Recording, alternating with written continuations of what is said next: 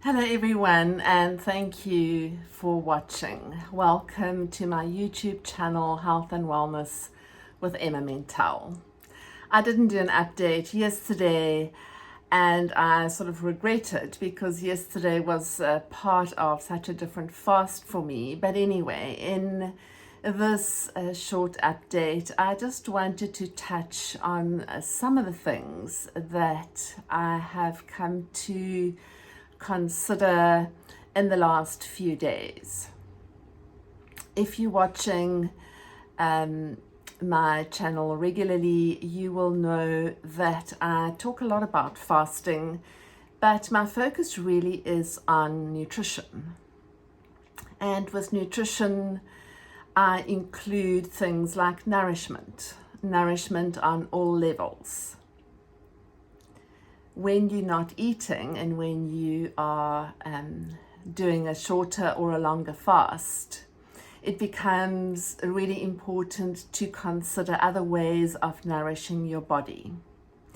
That will be something like breathing, it'll be movement, it'll be music, it'll be some form of soothing the nervous system, could be meditation. It could also be journaling. I find that usually during a fast, a whole lot of old, not just emotions, but old memories are likely to resurface.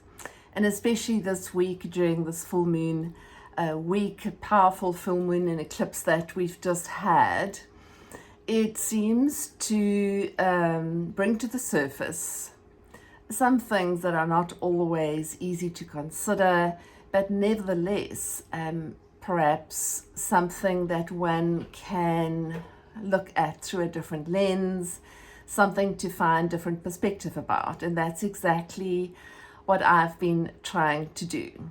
So this fast was about 64 hours.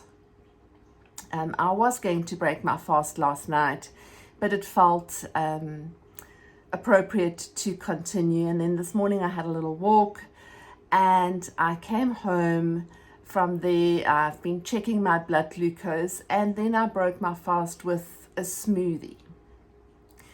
The smoothie thing is what many people I find think about as something with fruit and yogurt. And mine is perhaps very different. I used whey protein, some collagen, some frozen blueberries. I added to this some superfoods like chaga mushroom, some cacao powder, and I will do a video about the ingredients as well. I also blended in some other green superfoods, and I used a bit of coconut milk and water, also added some walnuts. So it was a really a big blend of all kinds of amazing nutrients that felt so nourishing. And then earlier on, I had some yogurt with some frozen blueberries again. And in between, really just noticing what is settling in my body. What are my signals for hunger? What are my signals for my body feeling stressed? What are my signals for my body trying to get my attention?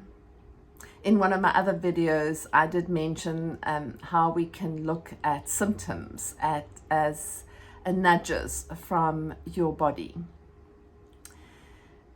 For me, the fundamental factor to consider whether you want to start including some fasting or whether you feel ready to change the way that you've been eating, whether you feel that your health concerns or your diagnosis or some of your symptoms are just getting the better of you. It doesn't have to be one or the other or a very specific, narrow approach of only fasting. As soon as you make the choice or take the decision to step into your own personal healing journey and become an active an informed participant on your healing journey, you can start to look at food in a very different way. Many people think of going off sugar, going off gluten, excluding certain staple foods like bread and pasta and rice and potatoes as something that might feel restrictive. And over the last few years that I have been including some fasts and teaching fasting, I have found it really helpful to look at what I choose to exclude or remove from my diet as a choice that I make to abstain. As soon as I look at something as a choice rather than something that was taken away from me, already I feel more empowered. Another really important factor that I feel my clients and my fasting participants should consider and really focus on and make a priority is that act of choosing self-love and self-acceptance. And I know this theme of self-love can sound so cliche and can just feel so out of reach for so many people, especially if you've been in the cycle or spiral of self-sabotage, of using foods as comfort, as using foods to numb certain difficult emotions, or just as a way to perhaps relieve boredom or stress. And then you almost feel like self-love and self-acceptance is completely out of reach for you. And perhaps for me, one of the highlights of this week with the full moon has been that I mentioned in my last video, I wanted to look at this as a clean page, a blank page, a blank canvas. And how could I rewrite the story? I'm sure you will agree with me that sometimes, before we find the answers and the solutions, and before we step into something that feels easier and more empowering and more liberating, it almost feels like you get to the rock bottom or the basement of rock bottom, as some people call it. If you want to review several things in your life, including your health, you might just feel like, what will be different this time? What I tried to teach on my fasting courses, and my 10th group is starting this evening a little later. In about an hour's time, I will have the Zoom call. What I tried to instill in these participants and in my clients, and also something that I tried to make a mindful process for myself every day, is what is getting in the way of me finding the tools, or what is stopping me from accessing this kind of self-love, self-acceptance. What is it that I still don't like about myself? Because we are so brilliant at being so critical. We are so such experts in all the things that we can name and list that we don't like. And interestingly enough, for me, over the last 2.5 years of really incorporating the longer fasts, I have found that my relationship with food, my relationship with my body, and my relationship with hunger has changed significantly. It's felt a lot more like I can be more intuitive with what my body wants or doesn't want. I can make more intuitive food choices.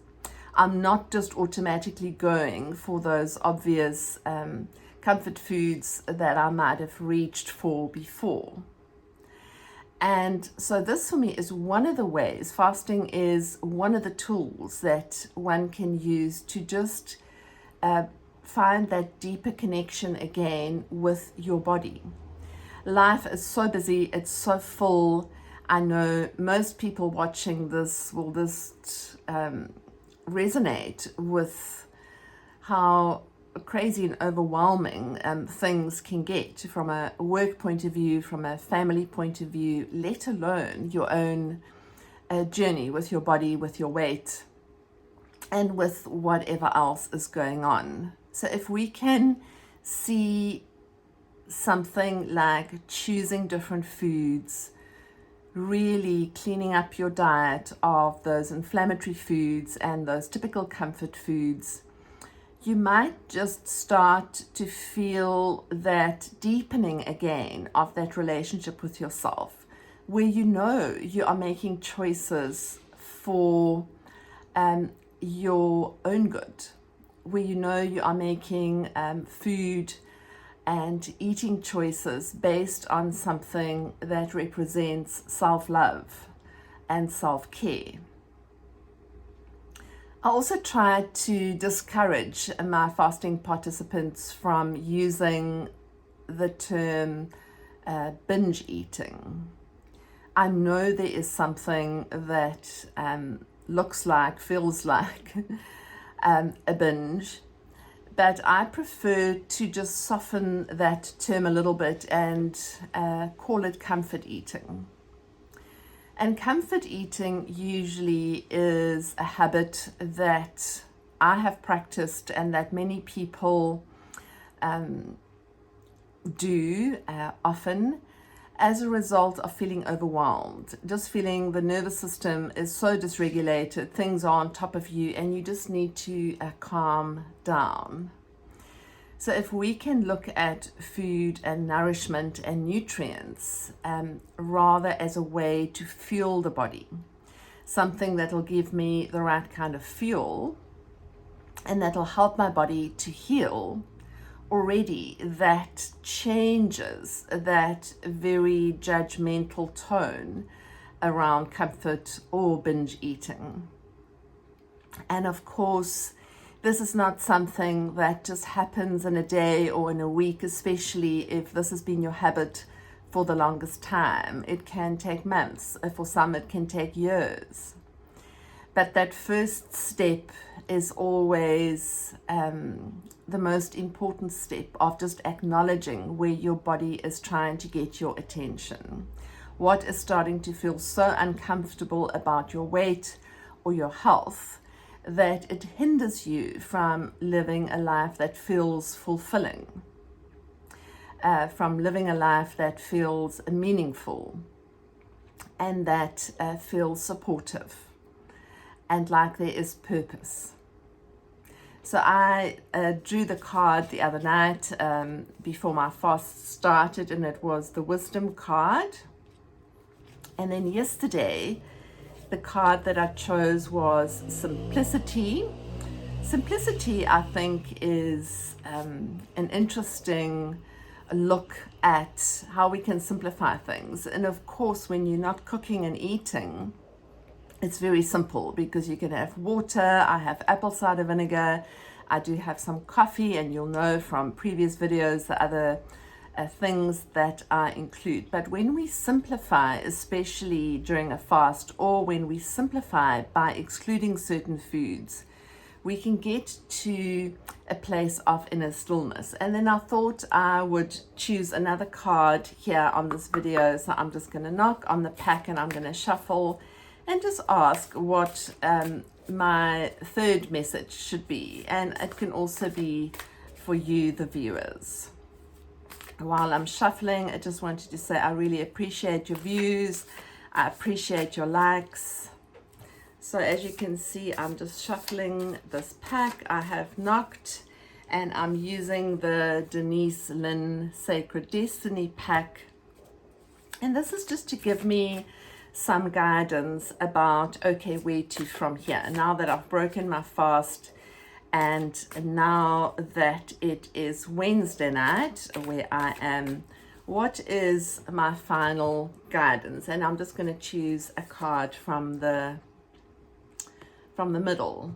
And this card is Wonders. And there's a beautiful amethyst crystal And it's a beautiful image. And actually I watched something about amethyst. I think it was a Diana Cooper video. I watched it yesterday, and the message of this wisdom card is, and I'm just going to read it from the book: things are not as they seem. Look beneath the surface in your life. For example, you might feel that you aren't making progress on a particular project, yet beneath the surface things are happening. Or you might be going through a stormy cycle and haven't the last few days just felt really turbulent and stormy. This card is letting you know that even though the surface of your life might be a bit rocky or wobbly, in a deeper place all is well and serenity and peace are emerging. That is fantastic. I really needed to hear that. Things that may seem challenging will later be revealed to have been beneficial. And I don't like the idea that we have to keep learning lessons and that it's just one big struggle to attain this enlightenment or this wisdom. But there is certainly something about this journey towards discovering your own personal wisdom, discovering and reclaiming your own personal strengths, your gifts, your essence, that which makes you really you.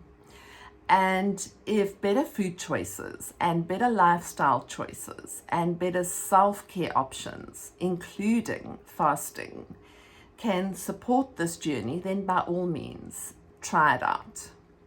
If you're going to keep doing the same things, you can't expect anything to change.